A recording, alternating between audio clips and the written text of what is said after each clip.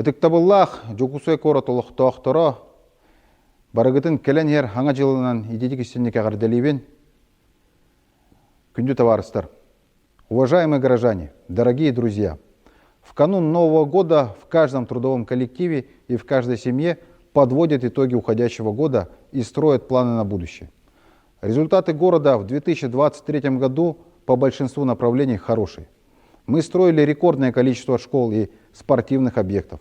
Завершили трехлетие благоустройства с рекордным числом отремонтированных дворов. Отремонтировали рекордное количество школ. Рекордным в уходящем году был и городской бюджет.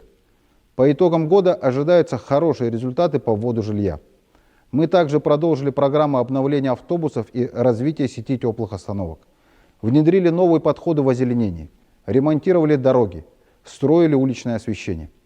Приоритетом в нашей работе остается поддержка наших защитников, участников специальной военной операции и членов их семей. Тысячи людей из разных предприятий ударно работали в 2023 году для того, чтобы у жителей города улучшились условия жизни и отдыха, труда и учебы. Для того, чтобы наш общий дом, город Якутск, стал комфортнее, красивее и безопаснее. Спасибо всем, кто хорошо потрудился. В последние годы, благодаря нацпроектам, мы можем быстрее решать застарелые городские проблемы.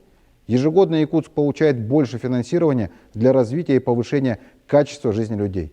А благодаря мастер-плану, поддержанному президентом Владимиром Владимировичем Путиным, наш город получил возможность сделать самый большой рывок в развитии в истории к своему 400-летию.